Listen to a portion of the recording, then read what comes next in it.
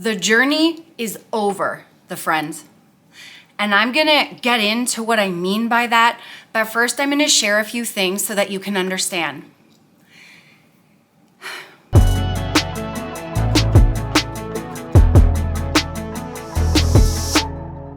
There's been this voice in my head that I call the ego since I was 5 years old. And it's constantly been telling me that I'm not good enough and I never will be.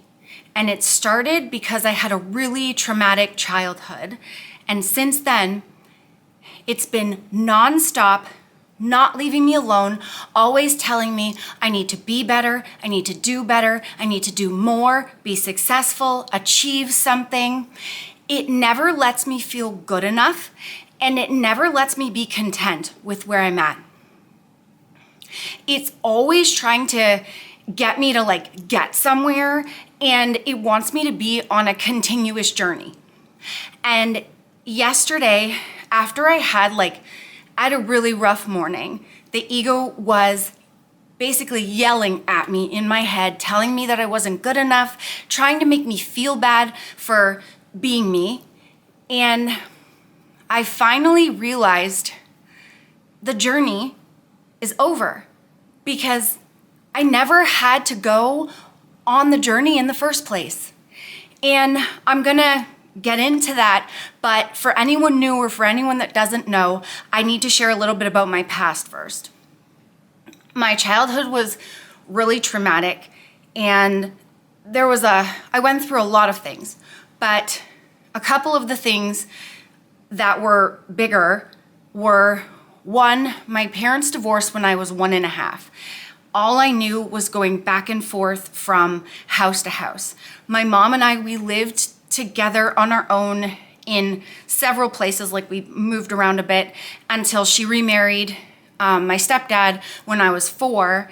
And while that, was going on, my dad, he lived with my Nona.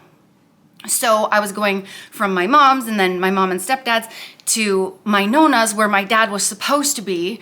But every time that it was my dad's weekend, he was out partying with random girls, different girlfriends. He would come home late when I was already in bed, so I'd barely get to spend a weekend with him. And then he would try to make it up to me by promising to come pick me up from my mom's and take me out to dinner, but he would either be really late or never show up at all. And he did that until I was 10, and then he left for good. While that was going on, going back and forth between my mom's and my Nona's and dad's, there were two different outlooks on food. At my Nona's, I was told I was overweight, but also told I needed to eat more. And you're not eating enough. And then at my mom's, I was told I needed to eat less. And it started to confuse me because everywhere that I went, I was put down for what I ate, how much I ate, what I was supposed to eat. And because of shuffling back and forth and then not really understanding what I was supposed to eat to make people happy, I felt like I had no control. Plus all of the other traumatic things that were going on at that time, I started to develop a serious struggle with emotional eating at 10 to cope with all of that. And I think I didn't have any control, and that was the only thing that I felt like I could have some control over. So I used that to cope with everything around me, but also I was using it to numb myself because I didn't know how to deal with that as a kid, and I took all of those things that were going on, and I don't blame anybody because I know they all meant well, but I took all that trauma, all the things that were going on, and I internalized it that it was me and that I wasn't good enough and that no one wanted to be around me and I couldn't make anyone happy no matter what I did. I always did something wrong. My dad left, I just felt like it was all me.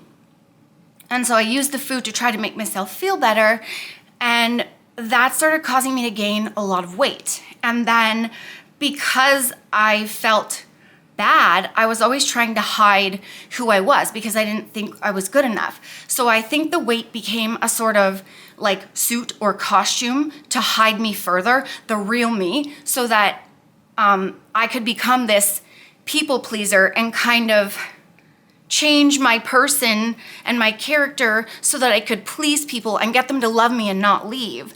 And I spent a lot of my life like that because I was trying to get love and approval from people.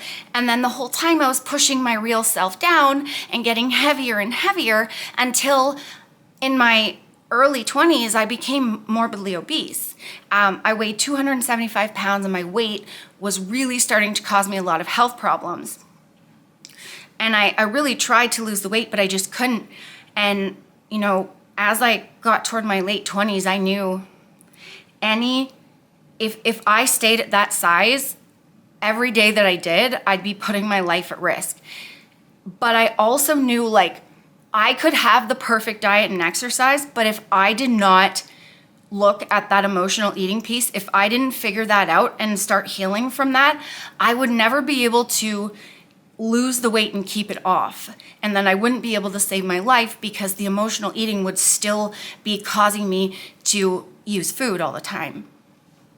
So I started to get therapy and I started eating like things that I liked in portion control and walking, you know, a little bit that I could. And that was helping me because I was able to stick to the portion control, and I was also trying to heal from the emotional eating. I went to therapy, I bought a bunch of books, and I started like doing research online. And when I wasn't in therapy, I was trying to help myself at home and really work through it. And while I did that, I'm a very visual person, and I wanted some sort of reminder that I was transforming. So I went and I got tattoos of butterflies, and can you see that? So those are the two tattoos that I went and got. This is a line from a Mariah Carey song. It's called Through the Rain. Basically, it means you can make it through anything. If you fall, you can get back up again. You're strong enough. So I got both of these to remind myself that while I was healing from the emotional eating, I was a caterpillar going into the cocoon. And then when I healed, I would emerge this beautiful butterfly and everything would be great. So, and I did. I was able to work through a lot of my emotional eating. I was able to lose 130 pounds and keep it off for 9 years. And I was able to find my way in that area. But when I stopped using food to cope, that ego started coming on super strong and causing like really bad anxiety, clenching my teeth at night. I had a hard time sleeping. All day, I'd be like this ego yelling at me that I'm not good enough, feeling bad, feeling guilt, feeling shame, scared all the time of, you know, not doing things right, not being good enough, never getting anywhere, and not being successful enough, and all of these things. And I've been really working on it the past year. I've got some videos on it where I'm working through it and sharing it with you. And I've come a long way, but there are days where they're really rough. And yesterday was one of those days where the ego was really, really yelling in my head. And I was getting ready for work and I was doing my makeup. And out of the corner of my eye, I saw the butterfly tattoos. And I started thinking about them, and then I had this realization, what the title is about, The Journey is Over. I realized I've always been the butterfly. I never needed to be a caterpillar and go in a cocoon and transform. I never needed to go through a journey because I've always been the butterfly. Anything that I ever did where I struggled, where I took on all the trauma, I did it out of guilt, fear, and shame, thinking that I wasn't good enough and I would be rejected and not loved by my family and my friends and by people around me. If I would have realized that I've always been a butterfly, that I've always been whole and complete, and nothing has ever been wrong with me, that it wasn't my fault that my dad left. that was on him. That was whatever he was dealing with. It wasn't my fault of all the other trauma that I went through. That was on others that I just took it on, not realizing I was already whole. There was nothing wrong with me. And once I realized that I've always been the butterfly, then I said, the journey is over. I'm not going on a journey anymore because I've always been whole. And now that I know that, I can operate and make decisions from the butterfly, from me, not from what other people want, not trying to get love and approval, because I can let me come out now. And once I realized that yesterday morning, it was almost like me, the butterfly, I let more of me out, and the ego got a little quieter, and the real me was louder. And it's been like that ever since. And that's why I wanted to make this video, because I've struggled with this my whole life. And I know a lot of people are listening to this and they're resonating with this. And you're struggling, maybe you're struggling with your weight or with anxiety or with a whole bunch of things, and you've had trauma in your childhood, and maybe you resonate with the emotional eating struggle, and you've spent your whole life trying to be something else for other people because you didn't know that you've always been the butterfly. And once you realize that about yourself, that there's never been anything wrong with you, that nothing that other people did was your fault, like if you took on things as a child when you didn't understand anything, and you can start then making decisions from you. If you, the butterfly, want to go on a journey, if you want to do a weight loss journey for you, if you want to lose weight or want to do a new career, or how do you want to dress? What do you want to listen to or watch or whatever, do on the weekend? What do you want to do? Not what do you need to do so that others will love you and approve of you. If you want to lose weight, what do you want to eat? What will help you stick to it? Not what will impress others and make you approved by other people, or what the fitness industry says you're supposed to eat to lose weight. What do you want to eat? What do you want to do for exercise? And operate from the butterfly. And that's what I've been trying to do since I realized that yesterday. Anytime that the ego comes in, I keep repeating, like, I've always been the butterfly. I am the butterfly. And that's been really helping me make decisions from me. Not from the ego yelling in my head, telling me that I'm not good enough, telling me that I'm not ever going to be successful, that I need to always do stuff. I sometimes like to not do anything and just be quiet. But the ego doesn't like that. It tells me that that's not good enough, that I should always be doing to impress people. And it's okay if you want to be you, if you like doing a lot of stuff, if you like being quiet, if you like, to read, if you don't want to think sometimes, if you want to think, you're allowed to do it, but from you. What do you like to do? Make decisions from you, the butterfly. And what I've started realizing as I work through things is that whenever it's that voice in my head trying to make me feel bad, it's literally coming from here. Like I feel pressure from the ego up here. And when the real me, the butterfly's coming, it feels like it's coming from my intuition, like from my core. And so I'm trying to listen to my core more, my gut feeling. And I know that's me, that's the real me. And now these butterflies, they take on a different meaning because this has always been me. And yes, I can make it through the rain because I've always been strong, resilient, beautiful. I never needed to do any transforming. And neither do you. Now you can go and make decisions and live your life from you. I really wanted to share that because this has really been a lifelong struggle.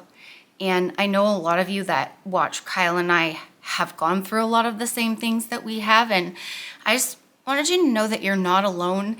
And any time that your head is telling you to doubt you, I think it's scared because it knows that you're really special and you're powerful, and your head always wants to just be in control, but it's you get to be in control now. So the way that this world works, if you're looking to like self-help or weight loss or spirituality, the way that these things start is by trying to help you by implying that there's something wrong with you and that you need to be fixed. And that's what I mean by there's nothing wrong with you, you've always been the butterfly. It doesn't mean that you can't go on a journey and lose weight or work on yourself, improve your life. It means that don't start from the place that there's something wrong with you and you need fixing. Start from, I'm whole and complete, but I would like to achieve this goal. I would like to work on this. And when you go from, there's nothing wrong with me, I'm whole, you can make decisions from you and not feel bad and not make decisions out of guilt and shame, thinking that you're bad and there's something wrong with you. And that's what I did. I took on, I'm bad, there's something wrong with me, I need to fix it. And then I went on this decades-long struggle of trying to fix myself when I didn't need fixing. Yes, I did struggle with weight my whole life, but if I would have done it from a place of, I'm whole and complete, how do I want to do this? I might not have had to struggle for years instead of trying to fix myself. So I hope this really helps anyone struggling. Remember, you don't need fixing. You get to be in control and make the decisions for yourself. I did lose my weight with portion control. If you want to know the exact meals and portions that I ate to lose the weight, you can buy my weight loss ebook called The First 50. The link is down below, and code Nicole will save you 10%. There's also Huddled HTLT Steps, literally the best tasting protein powder ever. And this is maple cookie. This is so good. Kyle and I make protein ice cream with it, but we also put it in plain Greek yogurt. Oh my gosh, does it ever make the best fruit dip? So the link is down below, and code Nicole will save you 10%. Also, you guys ask, like, what do I put in my coffee? I love black coffee, but when I want a treat, I use the G coffee creamer. It's also HTLT Steps. It's mocha latte flavor. It's really tasty, and it's got 3.5 grams of milk protein per scoop, plus like nootropics for like memory and mental clarity and stuff. So again, code Nicole will save you 10%, and the link is down below for that. Thank you so much for watching. I really hope that this helps anyone struggling. Sass and I really love you, and we just want you to know you're not alone. We know what you're going through because we've gone through it, and we still go through it sometimes. Don't forget to watch this vid and this vid for more sustainable, fun weight loss tips, because Sass and I are real friends losing weight in the real world. And not only do we try to show you like weight loss shouldn't be a punishment, we show you that you can eat really great tasty food in a calorie deficit to lose weight. We also share stuff like this, like the deeper pieces because if you don't get to the deeper piece, it's very difficult to keep the weight off. You gotta get underneath getting the diet and exercise under control, but you gotta get to the deep piece too. Thanks so much for watching. Really thank you for your support, cuties, and I will catch you in the next vid, cuteroo. Peace it, peace it, peace it. Remember, the friends, that weight loss isn't just about the number on the scale. It's also about here and here, heart and mindset. Fight through it. You can